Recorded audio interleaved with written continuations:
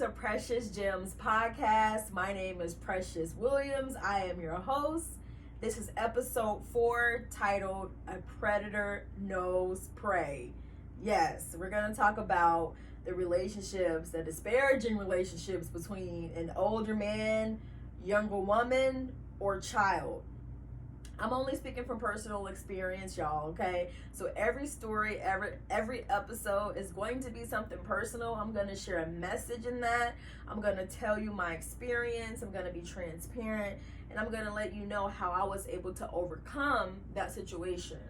So we're going to start off with talking about the relationships that happen, particularly in the Black community, with how it's sometimes looked at as like a rites of passage for a younger woman to be dating an older man, or for an older man to have a younger woman, or in my case, me being 15 and him being 39. No, him being 29 at the time. And I was a sophomore in high school. And you know what? To keep it real with y'all, where I'm from, Gary, Indiana, it's a lot of older guys that used to frequent the high schools or in the neighborhoods that would look for the young girls, like the 14, 15, 16 age range. And these guys would be in their early 20s. And it's like, these dudes have no business even looking at a child when you're in your early, mid, whatever, past the age of 18.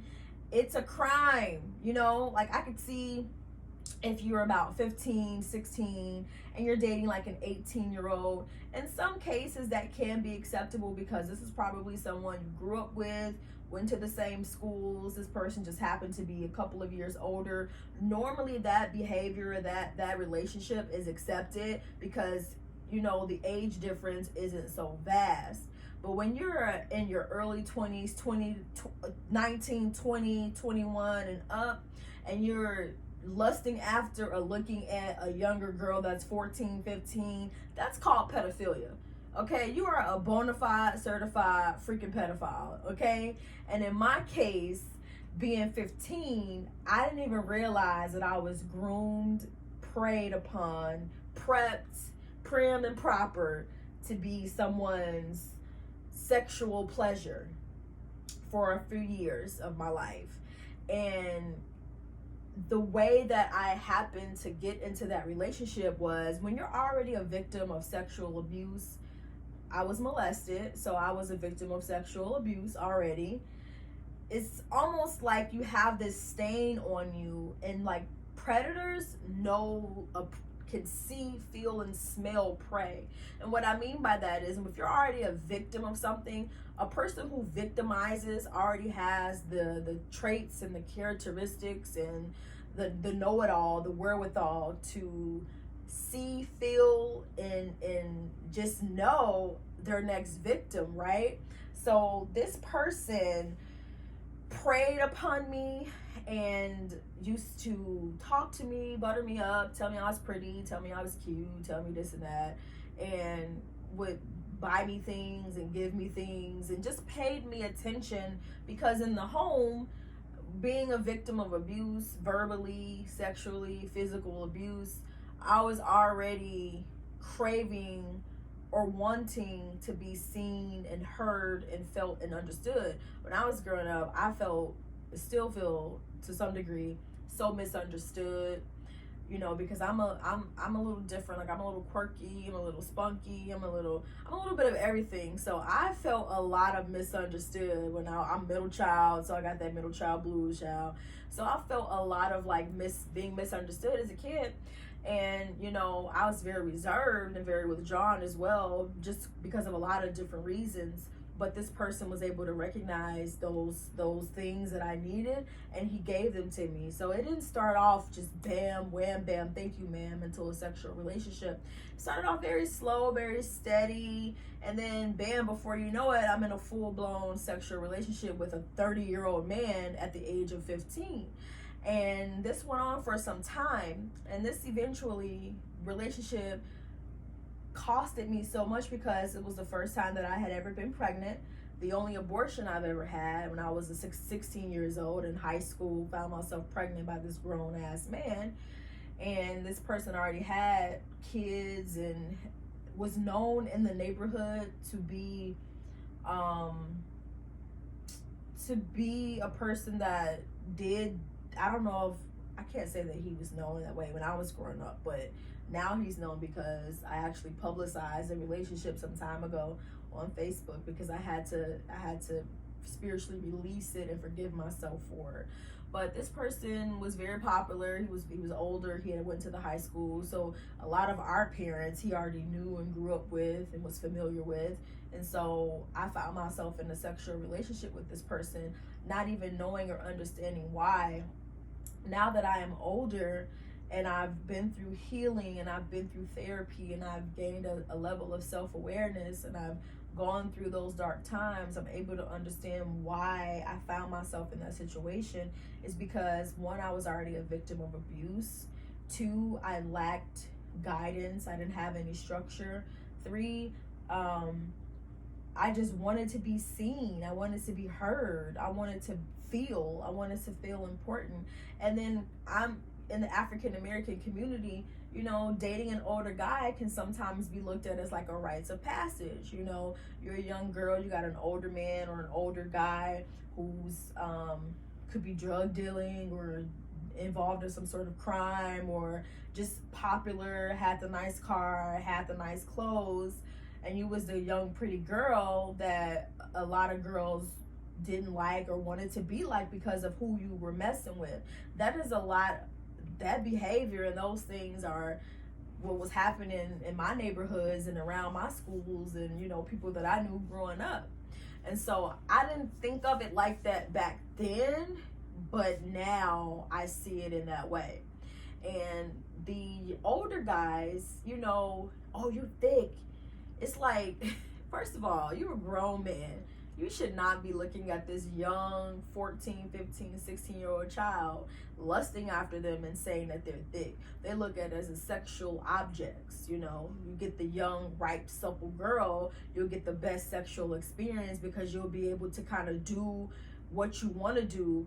And these girls are already broken and damaged and abused, misused, and taken advantage of. And we don't even understand the level of trauma, more trauma that we're causing ourselves by agreeing to be in these statutory rape relationships, because it's basically what they are.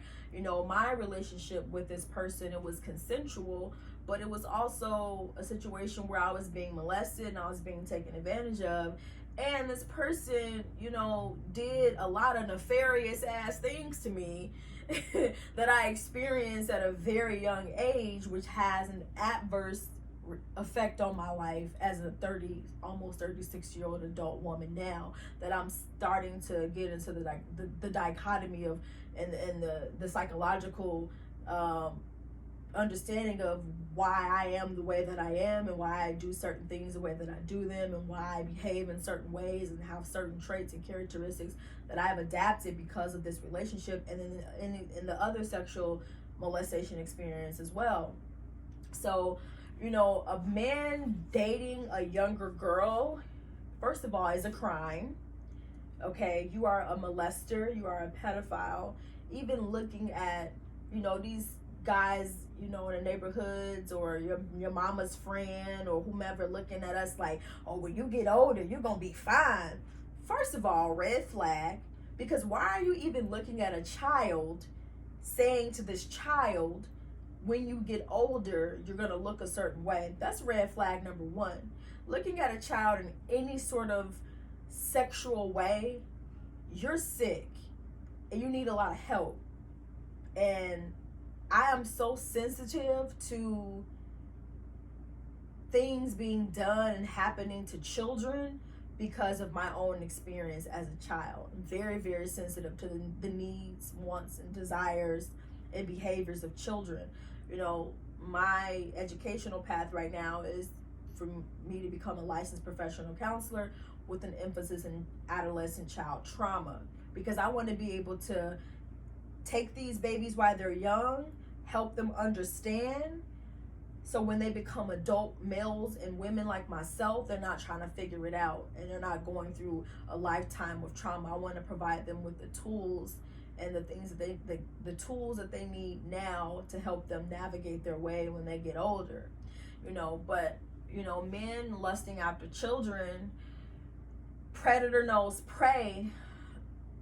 I really have like no words to describe the level of pain and agony and the level of shame that I felt being in that situation all these years later, having to understand myself on this healing journey that I'm on right now, this spiritual journey that I'm on, understanding that relationship crippled me with being able to trust, crippled me sexually,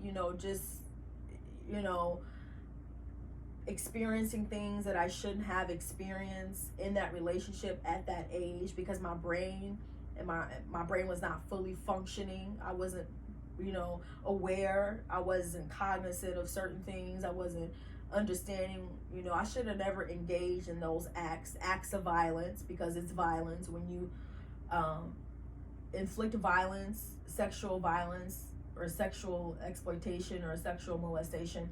That is an act of violence. So experiencing those acts of violence as a child, and then finding out that you're pregnant, and being faced with the decision of, do I keep this child or do I not keep this child? And I still live with that regret to this day. I was 16. By this time, the relationship had gone on for a year, and my parents did find out. And when they found out, life was not pretty for me.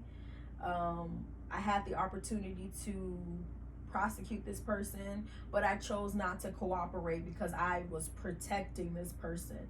And I'm learning now that we can't protect our abusers. Okay? If you're in a situation where you have the opportunity to like expose or prosecute or hold someone accountable for their wrongdoings, their acts of violence and abuse, we can't protect those persons. And don't feel any shame or any guilt for wanting to hold that person accountable, because the act was committed upon you. The person that's committing the act is the person in the wrong. So oftentimes as victims, I don't consider myself a victim anymore. I consider myself a survivor. But oftentimes as victims, we find ourselves protecting people because we hold a level of like loyalty, blind loyalty to them. But it's really just fear and shame and guilt that we hold for ourselves. And it took me a long time to understand that it wasn't my place as a child to protect this person. It was my place to protect me.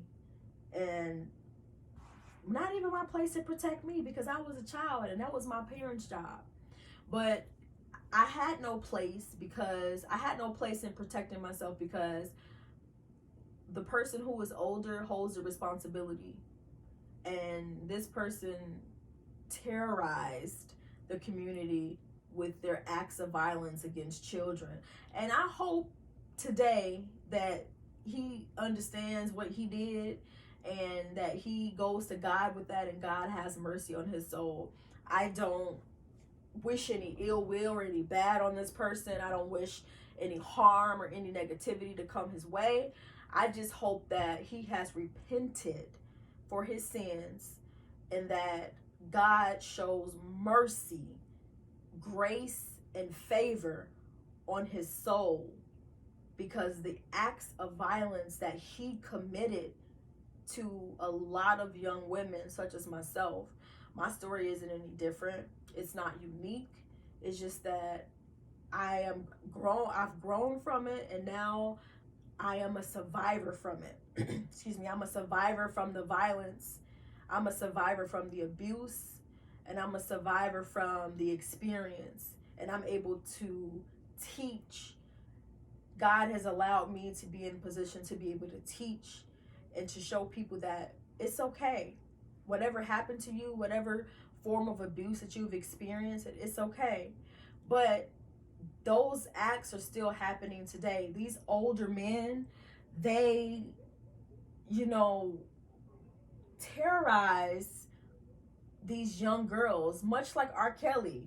We all know the story of R. Kelly. We all know that, he has an affection for young girls, but really it's the child in him that was crying out for help when those acts of violence were committed against him. He's just stuck at the age, whatever age that he was first violated at, that's the age that he is stuck at. So that is the age and the vibration that he is operating in. So I guess I have compassion for him in one sense, but in another sense, and this is twofold, I'm speaking about the person who violated me and also R. Kelly. I have compassion for those people because I can look at them and see, damn, maybe he was violated.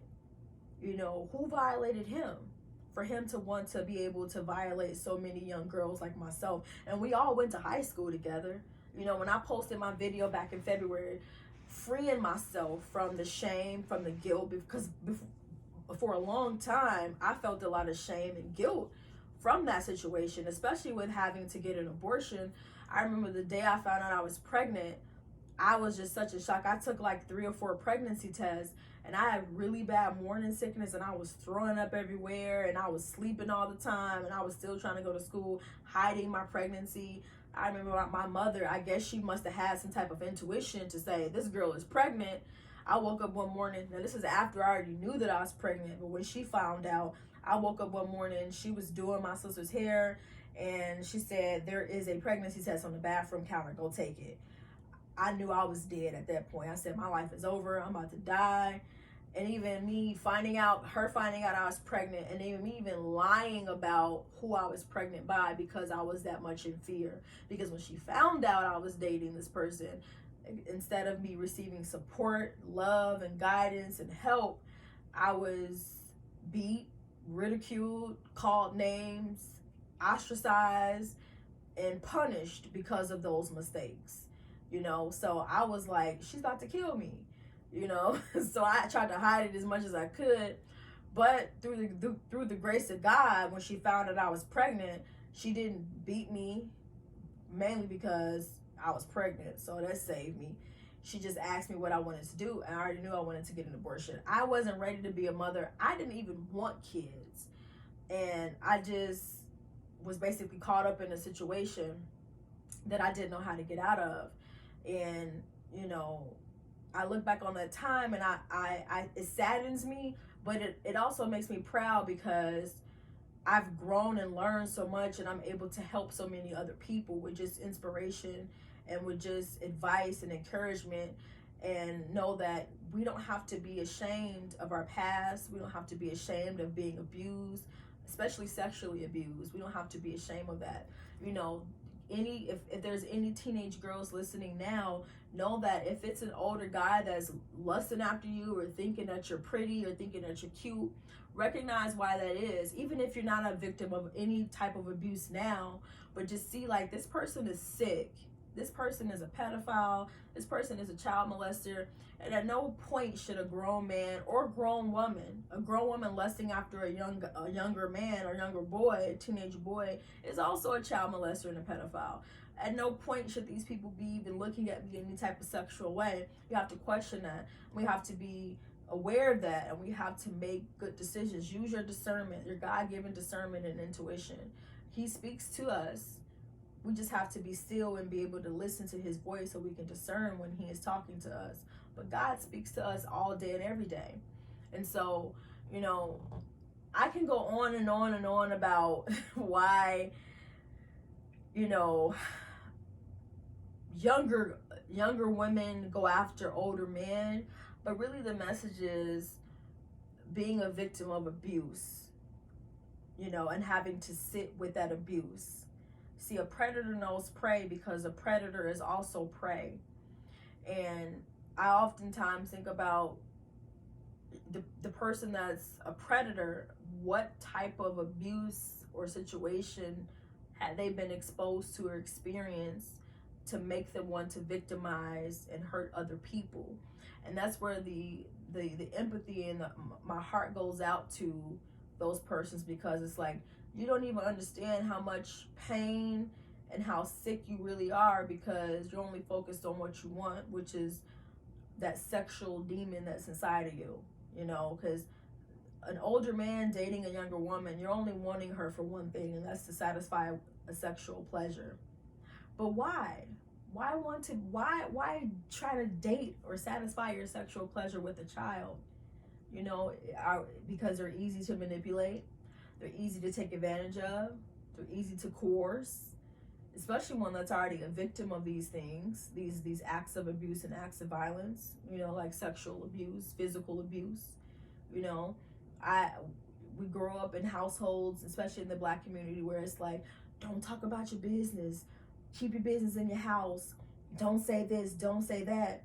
But we in the house getting raped, beat, talked about, talked down on, not receiving support, you know, physically, verbally abused, emotionally abused, carrying all that hurt and that pain and that trauma, but having to go out into the world and put a smile on your face. And you wonder why these kids walk around mad and depressed with high anxiety and all of these things and this and this and that, because these are the things that they deal with. Those are the things that I dealt with growing up, you know. And I know that it crippled me, it crippled my experience, because I wasn't able to connect with people because of the abuse. And so it was easy for this person to come in and to groom me and to prey on me and to prim and proper and prep me, is because I was already suffering with those same things. So I wanted an outlet. I wanted someone to see me. I wanted someone to hear me, right? I wanted some attention. I wanted, you know, and also it's the effect of like having like getting approval or validation, you know, wanting a father figure. You know, I didn't have my biological father that much in my life growing up. I had my stepfather, who is still in my life, who is my father, who I love and praise and thank God for him, you know, for his guidance and for his structure and that he provided. But, you know, a girl not having her biological father, it will cripple her. It will cripple her, because she is supposed to look to that person for the love, the respect, the validation.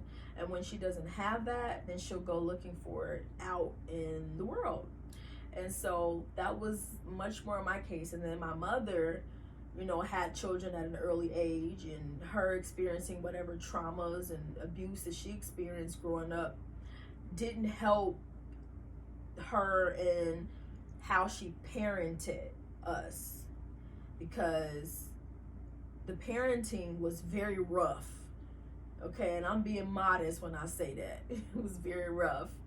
And, you know, we didn't have, I'll speak for me, I didn't have the best experience growing up because of all the things that I had to deal with and all the things that I witnessed and experienced. But I thank God for those experiences now, because it's taught me that I am stronger, I am wiser, and that God has used me as a vessel to be able to help other people. But that particular situation with the person who violated me for years, I forgive that person.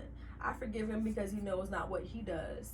And I forgive him because I love God and God loves me, and I forgive myself. And I'm able to walk in my true, authentic purpose, and I'm able to, you know, walk in love and light and forgiveness. And God is using me as a vessel. He's speaking through me, and he's in me, and he's walking with me on this journey called life.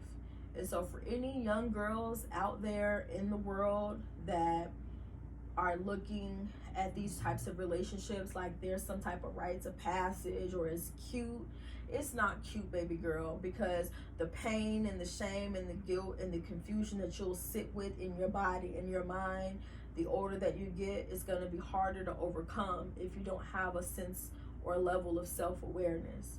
So I urge you, I beg you to, you know, think about why this person is even paying you any attention. It's not worth it.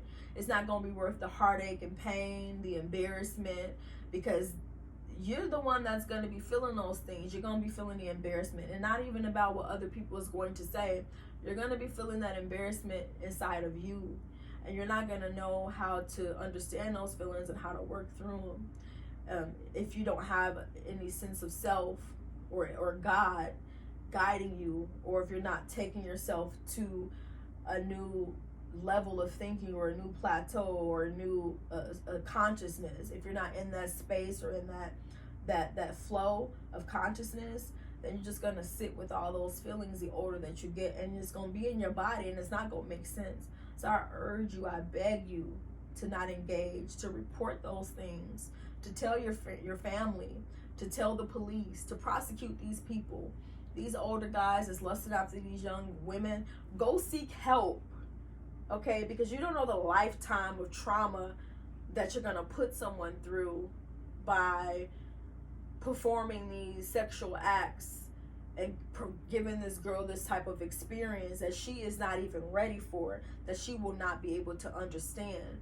So go seek help. Go understand. Go try to seek help and try to understand why you even like children. You know, like, that is a disease. That is a sickness. And persons that like children sexually, they need to be committed, like locked away, thrown away, kicked to the curb, because that is some sick ass shit. You know, we really sit and break that down. Like, wanting children, fantasizing sexually over children, man, that is the sickest that you can get. Violating children in any type of way is very, very sick and demented, and you need to seek help as soon as possible. I'm very conscious about who I have my son around, because I don't trust a soul, okay? Because everybody's suspect. Nope. Listen, when it comes to my kid, I'm a freaking helicopter mom. He'll tell you, okay? I am overly protective because I know my own experience, and I want to prevent that from even happening with my child. And so I'm going to close this out by saying, you know, be gentle with yourself. Be kind to yourself. Forgive yourself. And most importantly, love yourself. This is Precious Gems Podcast. I am your host. Bye.